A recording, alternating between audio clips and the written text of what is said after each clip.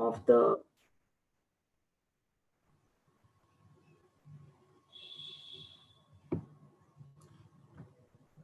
it's the ability of an organization to cope up or adjust with the external environment.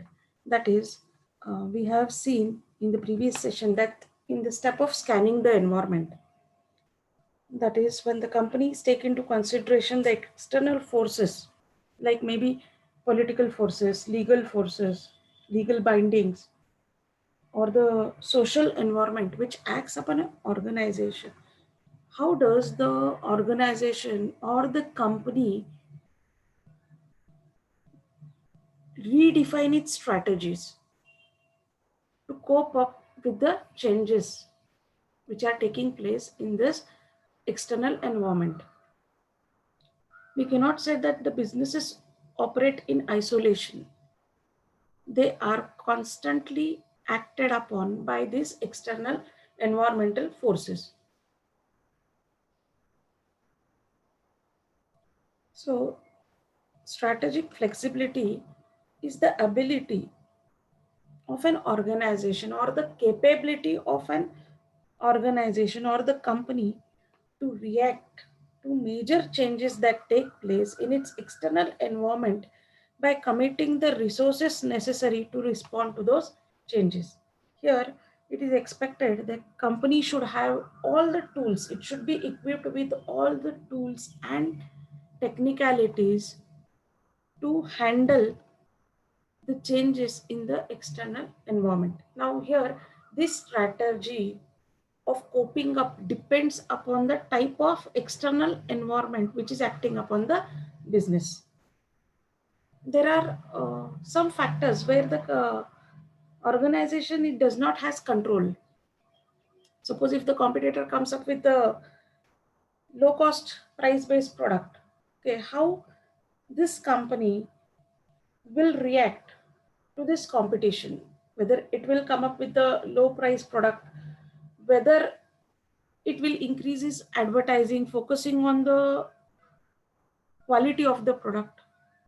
So here this coping up is possible, but when you take into the consideration like the political scenario or the legal bindings, in that case company has to think, because here there is less scope for these organizations or the companies. So maybe if the country has restricted the foreign entry mode, then maybe a company can think of entering through joint ventures or through subsidies, if the subsidies are available there. Or maybe they can think of franchising options. If directly the company cannot enter into any foreign market by themselves, they will have to collaborate with the local companies, provided the government gives the permission. Now, strategic flexibility can be used as by organizations as both an offensive or the defensive strategy, depending on the nature of its change and impact on the organization. Just now, I gave an example like the product, the company has entered with the product with the emphasis on the new technology. So, how will the companies react? Whether they are proactive, whether they will defend themselves or be offensive, be ready to attack the competitor.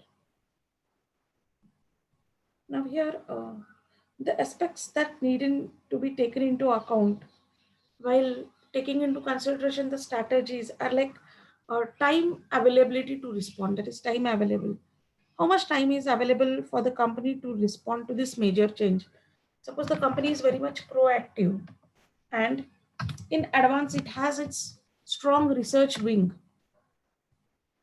which already they have come to know about the competitors entering into the market. Even they can form some strategies, copy the ideas from the competitors, enter as a follower immediately as and when the competitor has entered with the new product. So here it depends upon the time available. Suppose if you have more time, so this gives the breathing space for these companies to react to this competitor strategy. Now, available options, like alternative solutions are available for the organizations or the companies. But here the company has to decide the choice of this alternatives, which alternative strategy should be adopted, and how the competitor and the masses or the customers will react to this strategy. So here we can say the strategic flexibility is related to strategic decision making also. That is, it leads to strategic decision making also. The perspective of the organization with reference to these changes is also important. The organizations should be sportive and be positive about these changes. When you are entering into a foreign nation or operating into the business, it is understood that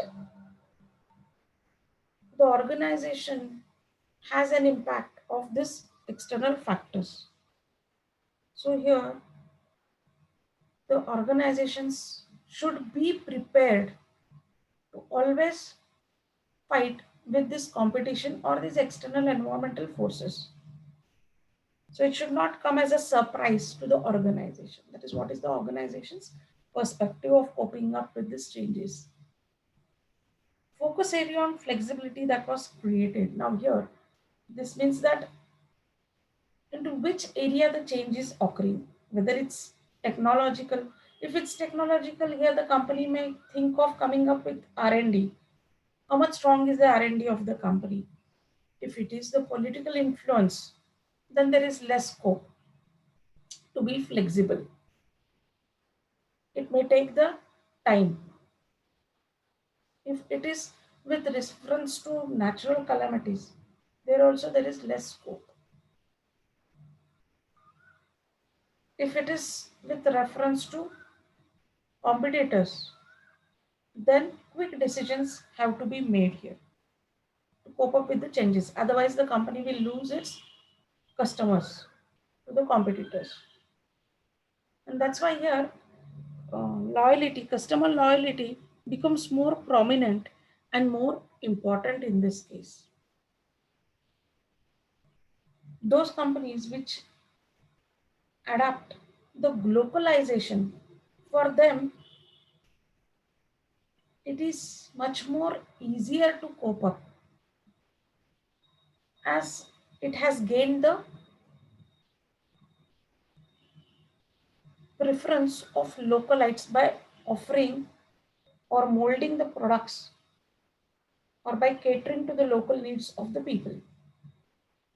While in case of standardized products, global companies which have the standardization, in that case it becomes a bit difficult. Now, this flexibility phase has been linked or applied to decision making also, as it is the extent to which new and alternative options in strategic decision making are generated and considered. So when there are changes, ultimately the organization starts thinking about taking some proper decisions, accurate decisions, timely decisions, and come up with the alternative options. And the managers, they assess these alternative options one by one and come up with the particular decision to adjust themselves to the changes in this external forces. Now, strategic flexibility enables a firm to gain unique competition or competitive advantage because the capabilities to generate decision making options and different forms of strategic flexibility to deal with dynamic and changing environment is perhaps difficult for competitors to reproduce. Successful adaptation through strategic flexibility is likely to generate superior performance exacerbating the imitation problem for rivals. Strategic flexibility can be used at two levels now here. First level, where it is used to denote the ability of firms to respond and successively adapt to environmental change. And the second level is at the decision making. It rests with the decision makers, where it is the extent to which new and alternative options in strategic decision making are created and deliberated. So the first part deals with the responding or the ability of the firms to adapt to the environmental stage, and second thing is regarding this decision making area. Now, while considering this strategic decision making, is composed of three elements. They are attention, assessment, and action. Now, attention, it is expected that the companies, the managers need to be always attentive to the markets. They should have the keen observation on these external factors. What role the government is playing? What is the political scenario of that foreign nation? What are the competitor strategy? So here always they have to be alert and attentive. Next is assessment. They have to assess each and every strategy or the decision making criteria, maybe from political angle, maybe from financial perspective, that is the economic environment. If the government is fluctuating the interest rate of a particular nation, if there are some restraints regarding the financial investments, the dollar rate or the currency fluctuating rates. So this assessment is on the continuous basis. Okay, attention and assessments two aspects should be on a continuous basis. And suppose if you sense that there are some changes and the action is mandatory, then comes the part of the action. The assessment will lead to the necessary actions to be taken. Now, what is the modus operandi the companies use in this strategic flexibility? First thing is they understand what's happening with strategies currently being used by monitoring and measuring results. So where this company stands, what are the results and what the competitor is performing, whether he is nearing, whether he is increasing its market share, whether he is coming up with the new strategies. Here it's been constantly monitored. Encourage employees to be open about disclosing and sharing any minute or negative information. If the employees, those who are working overseas, if they notice even a very minute change in the day to day happenings or day to day business processes, it should be reported to the company. Get new ideas and perspectives from outside the organization. That is, you have the competitors, first and foremost thing from where you get the ideas. You have the customers' feedback or the customers who play a very vital role. You have the dealers, the distributors, from where you can get new ideas or perspectives. While making a strategic decision, the multiple alternative options are available. But finally, which decision the company chooses matters a lot. And the last one is learn from the mistakes. That is, suppose there was some mistake in decision making or in framing of strategies. In that case, the company has to rebound or learn from the mistakes and redefine its strategies, redefine the total process. Now, why this strategy flexibility is important or necessary for the companies? It is a source of competitive advantage for companies. It gives a competitive edge to be above the competitors. That's why this is necessary. As far as the external environment is considered, the companies have no control on it. As I discussed, that if it is a political scenario or the social factors, these companies they don't have control on it, but they have to make necessary changes. They have to adapt and adjust themselves to the scenarios in these foreign nations. Politics, economics, social demographics, technology, natural disasters, and climate change, legal changes, tax regulations, trade restrictions, capital controls, many more forces act upon the businesses when this decision making is taken into consideration. The competitive environment, such as rivalry between existing companies and the threat of new entrants, the bargaining power of suppliers, the bargaining power of buyers, and the risk of substitutes is also a major threat for the companies. Now, this leads to the next part, that is for the organizations to be flexible. The company must develop learning capacities. They should have this learning capacities, learning understanding.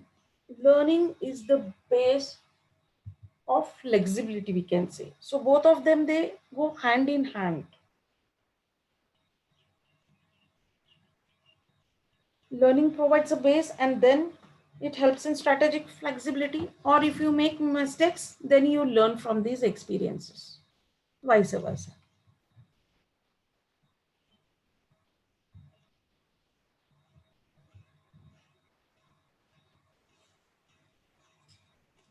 This learning gives companies new and most current set of skills. It allows them to adapt to changing business environment. Now here, the capability of organization learning of the companies, it depends upon the company's HR or company's employees, how adaptive they are or how they positive they are towards these learning aspects. Having a competent and enthusiastic management team is very much important in this competitive environment. They should always be proactive. This makes it possible to identify changes and assign appropriate resources to handle them. So here, one of the definition is given by B.P. Robbins and M. Coulter that learning organization is the one that has developed the capacity to continuously learn, adapt, and change. So this learning helps the organization to adapt to these unforeseen or uncertain factors and change themselves quickly or fastly in this uncertain and competitive era of business, especially in the global scenario.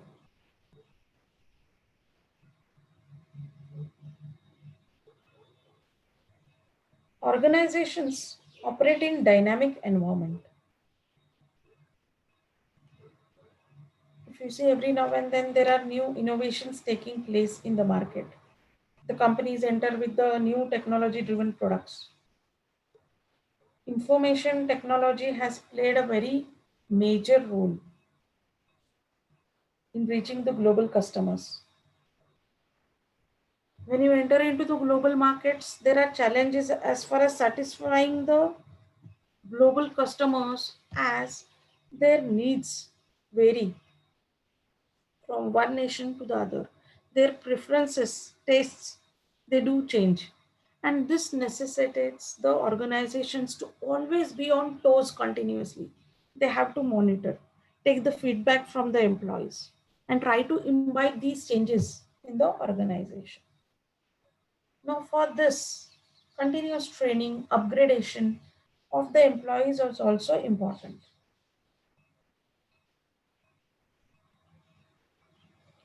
In a learning organization, employees practice knowledge management. Now, here the organizations learn to respond to the changes in the businesses. The business environment is always challenging. To cope up with these challenges, it's not an easy task.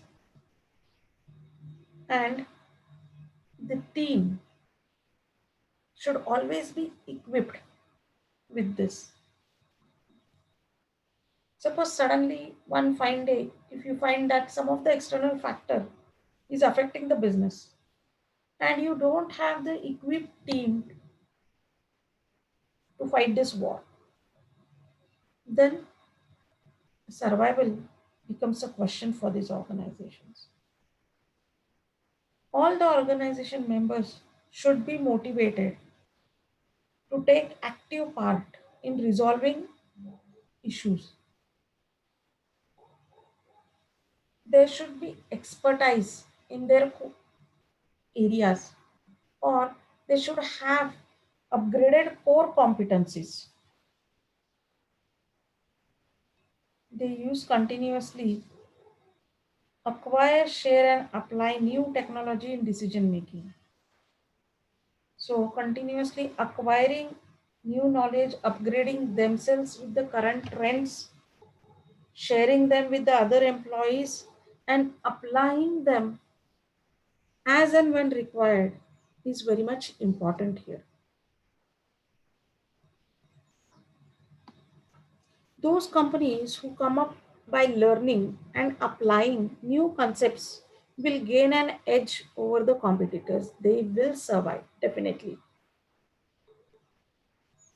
While the others, those who do not take these things seriously, their survival becomes a struggle. The organization should be in the learning mode on a continuous basis, and this upgradation is necessary for their sustainability. When posed with critical questions or problems or scenes, these organizations should stretch their limits or increase their capacities to solve the issues or problems.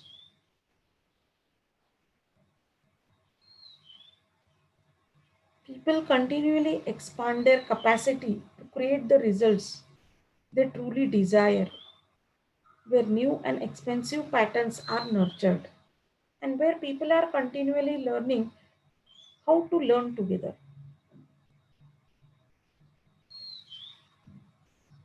Learning organization facilitates the learning of all its members and continually transforms itself. Now we can Leon said that it continually improves by rapidly creating and refining the capabilities required for future success.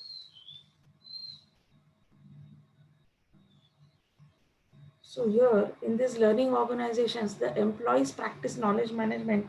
They have to be on toes. They have to upgrade themselves with the new trends, with the technological innovations.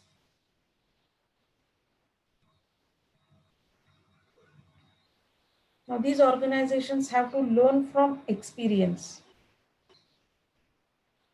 Whatever is the strategy which is useful in one nation would not be useful in the other. So this is the lesson to be learned. Maybe from experience. Initially, there may be some strategies which might be a boomerang. In previous session, I discussed the example of McDonald's.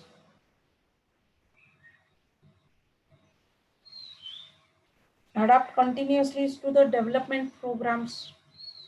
So how we can develop maybe in terms of R&D, maybe in terms of demand forecasting, maybe in terms of sales. So each and every now and then, the development programs have to be taken care of. Solve problems through systematic techniques. Now, systematic techniques, that is, go methodologically.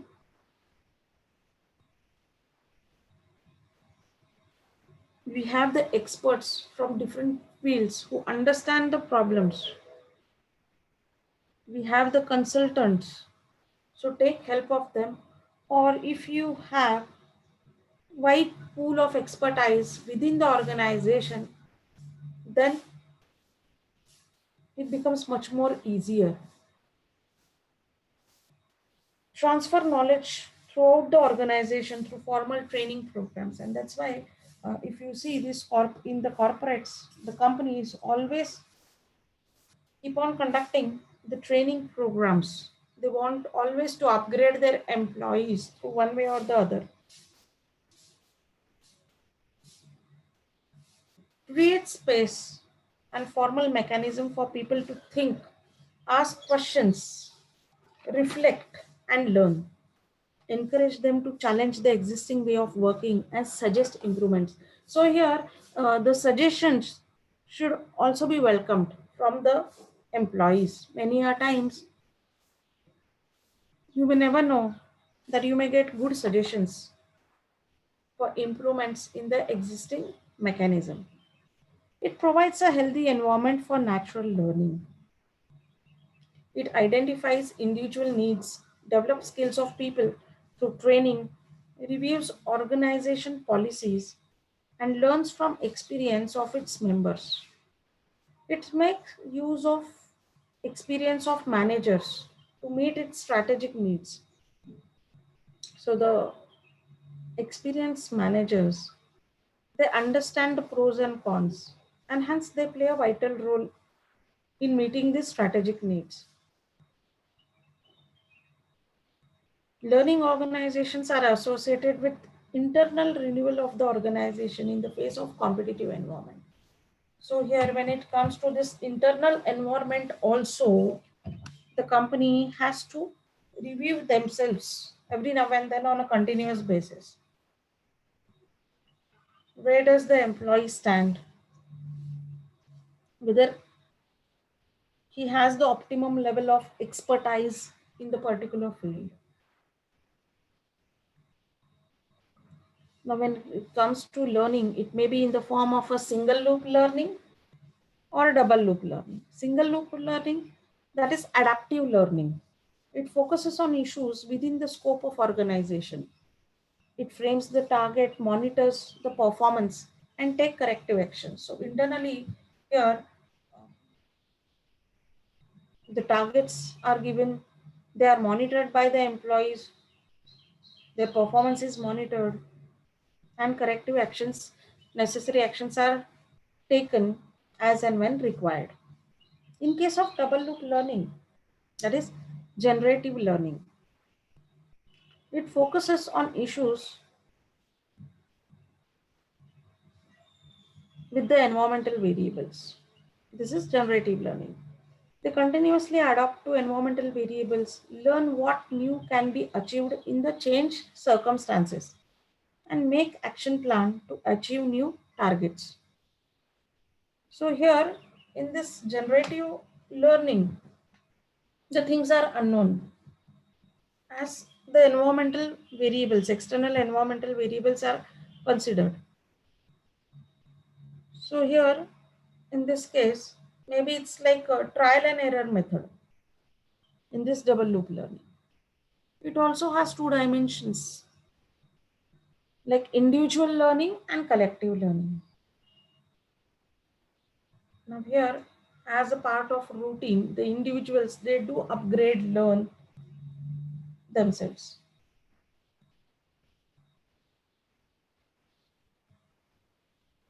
Now the second dimension, that is the collective learning, is a specific diagnostic and evaluative tool to identify, promote and evaluate the quality of learning processes inside the organizations. So collectively, when you come together, Okay, when there is exchange of ideas, exchange of thoughts, and transfer of technologies, it is the collective learning. When the organizations faces a major constraint issue or problems, the people or the employees, they collectively discuss, they come up with the ideas, they try to evaluate these ideas and try to solve the issue or try to solve the problem. Now this is about the learning organization. So here, unless and until you are equipped with this learning part, learning organization, you cannot think of strategic flexibility. It's not easy to adapt to the changing environments. Rather, it's a challenge. But when taken as a challenge, when you have these capabilities to cope up with these organizational changes, the things become or the path becomes much more, you cannot say simpler, but it will help on a faster note to cope up with the changing environment. This is about the learning. Any doubts regarding these 2 points? No, ma'am. Okay. So next is the competitive strategy.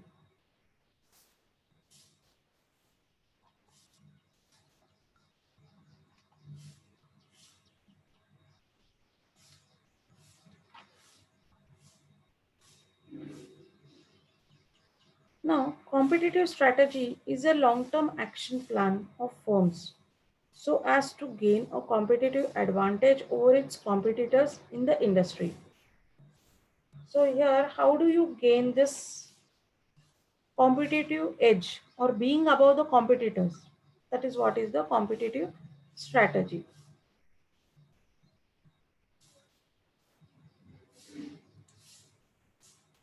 Now, this competitive strategy consists of business approaches to attract customers and to deliver superior value to them through fulfilling their expectations as well as to strengthen its market position.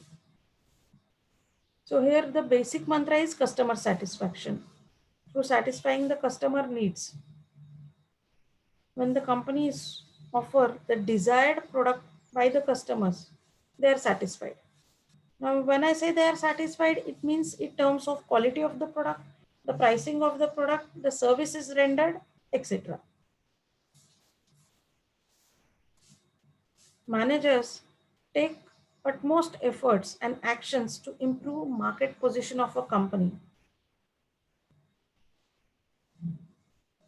Each and every strategy made or action taken by the managers reflect or contribute to the competitive edge of the company. Now here, Michael Porter, a professor at Harvard, presented competitive strategy concept. He is the pioneer of this concept of competitive strategy. He stated that 4 types of competitive strategies can be implemented in business globally. Now, what are these strategies? They are cost leadership strategy, focus cost leadership strategy, focus differentiation strategy, and integrated approach. That is a combination when you say integrated. So if you take the first one, that is the cost leadership strategy, coming up with the low cost strategy. This strategy involves offering products and services at lower prices in the market.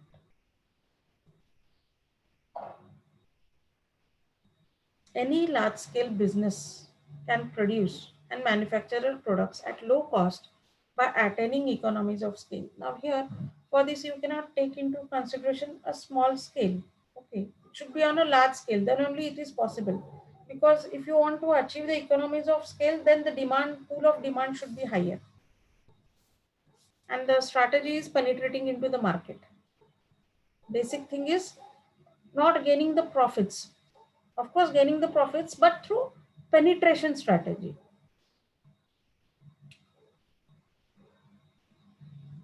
Now, for economies of scale, the efficient operation, there should be the large distribution channels. Maybe the companies that do not rely on a single channel, they increase the pool of channels, technical advancement, and the bargaining edge or the bargaining power of the company should be higher. So when I say it's a bargaining power, maybe with respect to suppliers, that is back-end linkages like suppliers, you can have the tie-ups. When the orders are in the bulk, maybe you get the supply at a cheaper rate. But again, for this, you should have that much demand for the products. Here you can take the example of Walmart or Amazon, who are successfully implementing these strategies. A low-cost producer must find and exploit all sources of cost advantage. So here the basic mantra is low cost. Low cost by not compromising at the quality. So here only economies of scale is the important criteria to reduce the cost. If a firm can achieve and sustain overall cost leadership, then it will be above average performer in its industry, provided it can command prices at or near the individual average or industry average.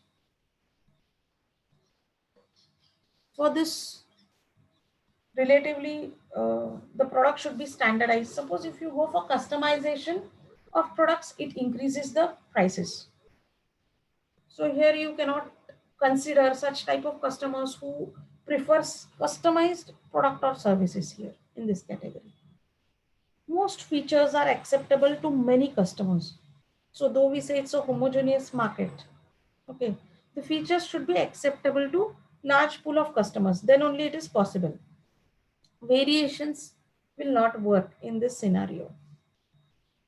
Lowest competitive price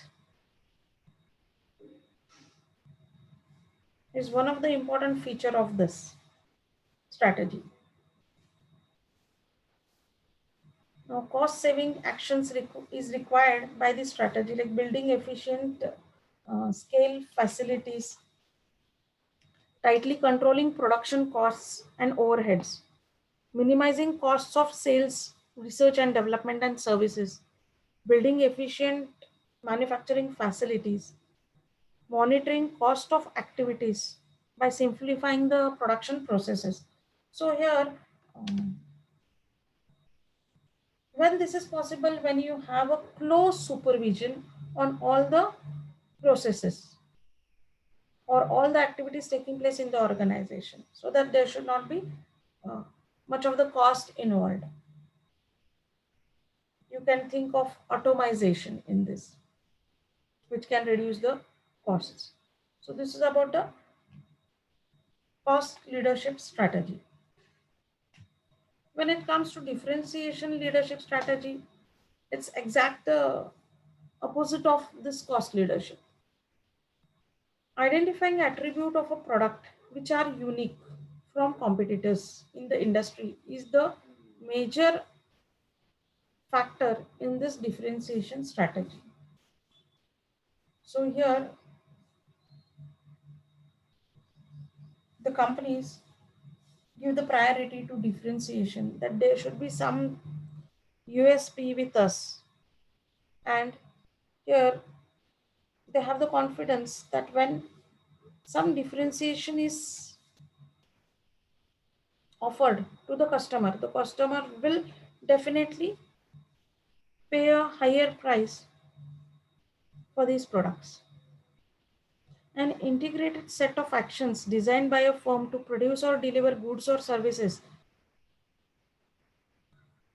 at an acceptable cost that customer perceive as being different or unique in ways that are important to them. Now here the characteristics for this strategy is like price is not a constraint for the customers. Now again, this is possible for non-standardized products. Customer value is differentiated feature more than the value of the low cost, unique features, new technology, exceptional service quality of inputs, the factor of prestige or exclusivity comes as a major characteristics for this strategy or approach. Now, in case of focus cost leadership, it's similar to cost leadership strategy, but a major difference is that the cost focused strategy business targets a particular segment within the market, and the segment is offered the lowest price of the product or the service. A focus strategy must exploit a narrow target's differences from the balance of the industry by maybe isolating a particular buyer group, isolating a unique segment of a product line, concentrating on a particular geographic market. Now, here the firms may lack resources to compete in the broader market in this case. So, you cannot cater to all the segments, may be able to serve a smaller narrow market segment more effectively than can larger industry or wide competitors. This strategy allows the firm to direct resources to certain value chain activities to build the competitive advantage. The next is the focus differentiation strategy. Now, focus differentiation targets a particular segment within the market. However, instead of offering lower price to consumers, firms differentiates itself from its competitors. Different strategy affix unique features and attributes to appeal its target segment here in this case.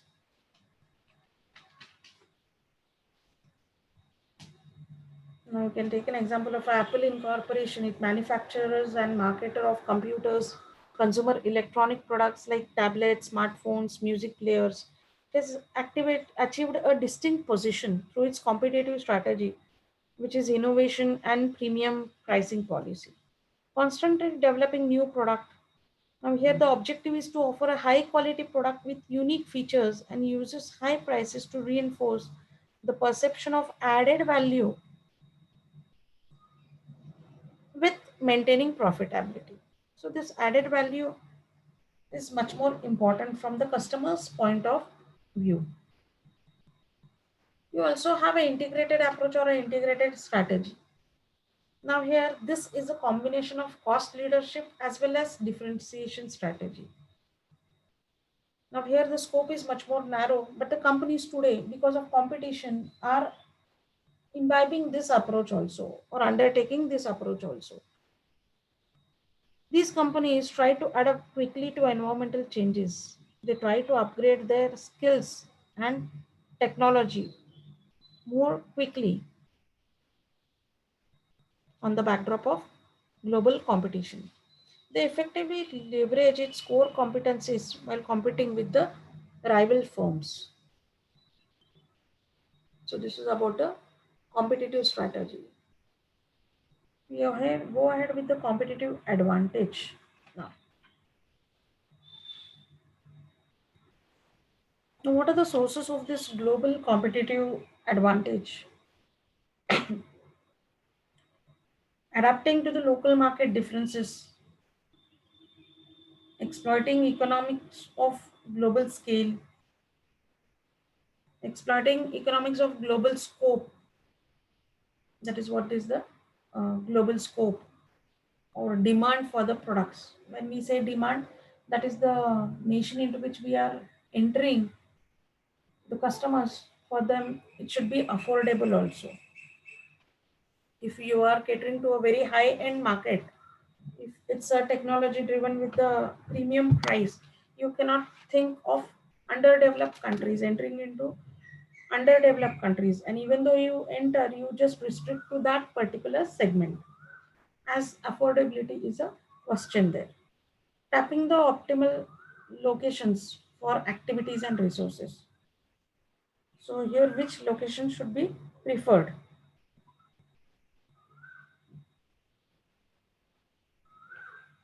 maximum knowledge transfer across locations. So these are the some of the sources of global competitive advantage.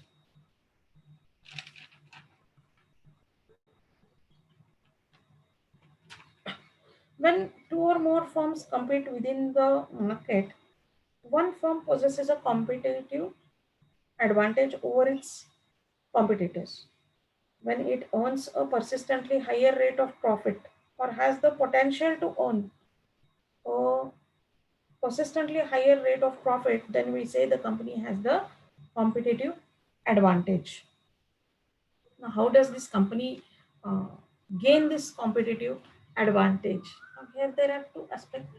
One is the cost leadership, and the other one is the differentiation strategy. Now, here, as just now I discussed about cost leadership, offering the product at the competitive prices, it's possible when your roots are established, when people or the customers start buying your products, when you have gained the economies of scales. I can take an example of Tesca or Dell companies which have this, which I use this cost leadership strategies. The other strategy is the differentiation strategy. So differentiation, it is the act of designing a set of meaningful differences to distinguish the company's offering from the competitor's offering. So how you have your unique or USP into your product or services, that matters here. If you consider the product differentiation, then it may be the form, maybe the size, shape, or physical structure of a product. If you consider the features of the product or the characteristics that supplement the product's basic function, if you consider the performance quality, it refers to the level at which the company's primary characteristics operate.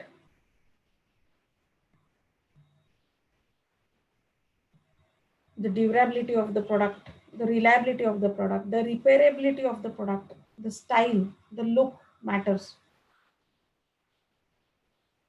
So on this part, the product would be differentiated.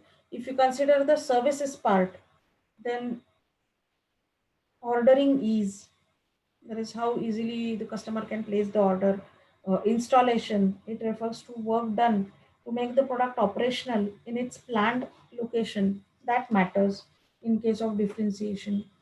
Customer training, customer consulting, maintenance and repair. This also plays a part as far as differentiation is considered. Personal differentiation. Now, in case of services specifically, this plays a very important or a vital role. Companies can gain a strong competitive advantage through having better trained people. Now, hospitality industries like hospitals, airline industries, there this play a very major role. Banking industries, their competency of the personnel, courtesy, credibility, reliability, responsiveness, and their communication do matter. The company can also come up with the channel differentiation strategies. You can have some expertise over this channel distributions and controlling their performance. The company can think of having image differentiation like symbols, media, events, atmosphere. So when you think from this, image differentiation part also helps in differentiating of product and services. Now this is about the competitive strategy.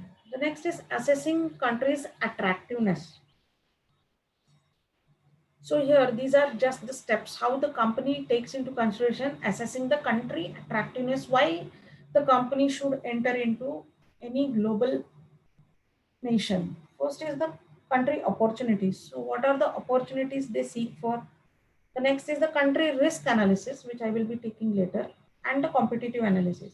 If you consider these up to these three parts, okay, it's related to analysis of assessing country attractiveness. And the next part, that is the entry mode, development paths, and organization control. These are the implementation part or maybe action orientedness. It takes us to the action orientedness part. So what makes country attractive for businesses? If we check, so here the size and growth. Now here I am discussing the market opportunities also simultaneously.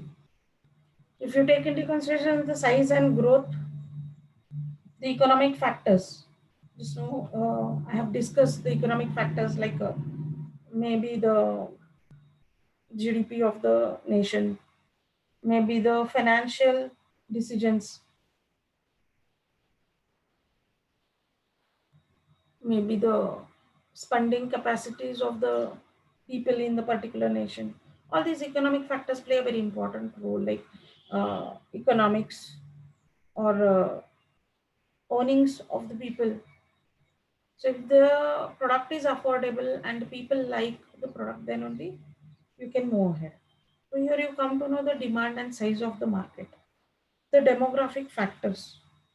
When you enter into any nation, you need to have the um, proper research as far as the demographic factors are considered. Suppose if you are coming up with the products for the baby categories, okay, and in a country the population comprises more of the adults or the old age people. So here the market is actually smaller in size. So one should understand one cannot compare one nation with the other in terms of these factors. Public policy factors, sociological factors, they differ from one nation to another. Second point is the resources. Like, is the country a critical source of skilled personnel, whether the raw materials are available? In case, if you think of having your production plant over there, components can be manufactured. What is the availability of labor? Technological innovation part, the learning, the quality of infrastructure, all these things matter. When you take the incentives into consideration, the taxes, the subsidies, regulations, government contracts, ease of doing business matters. If the country is much more rigid, then it's a problem if you don't have ease in doing the business. Again, the risks are there while carrying out the business. Now, industry attractiveness. When you come to industry attractiveness, the market of this major country and competition plays a very important role. The nature of demand for the products in this country, the life cycle segmentation of the product portfolios, the quality of demand, all this comprises in terms of market. Well, in case of competition, whether the competition is intense or it's a rivalry, whether it's a healthy competition or it's a rivals, that is it's the market is open for rivalry for competitors.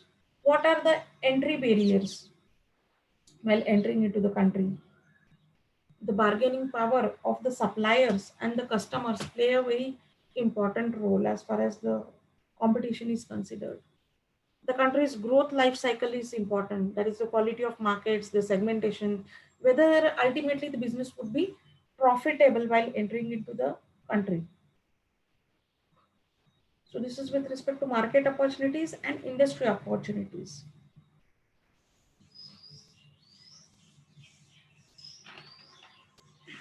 The next part is the country risk analysis. Now, businesses going global involves the risk factor.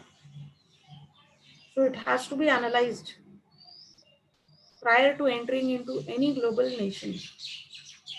For this, the research part plays a very important role.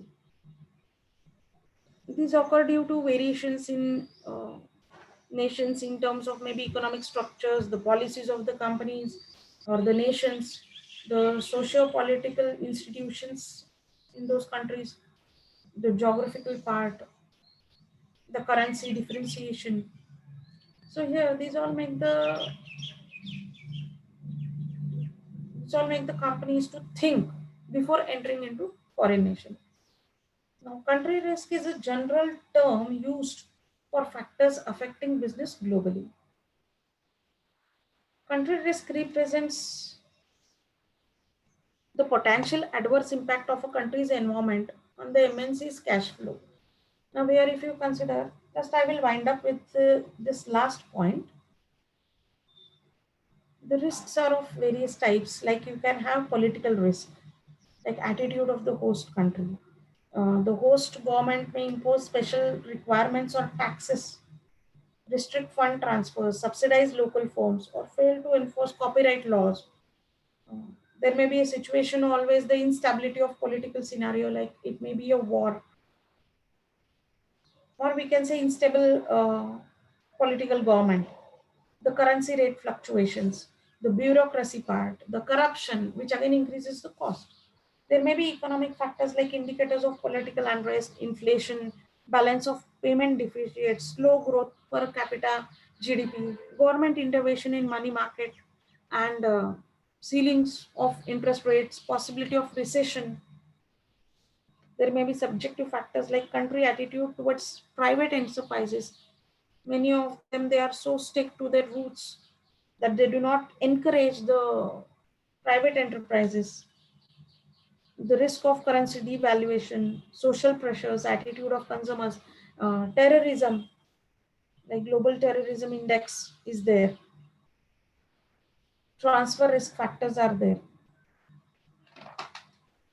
Exchange risk is there, which is with reference to any fluctuations unexpectedly, with reference to currency rate, whether it's a floating or whether it's fixed.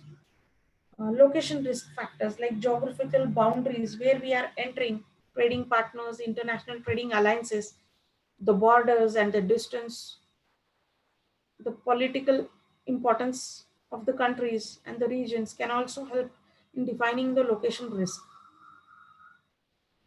The financial risk factors like current and potential state of company's economy, the recession can decrease the demand, financial distress can restrict government to restrict the MNC's operations. So these are all the risk factors which the company, while entering into the global nation, it has to be taken into consideration. So today we will stop here.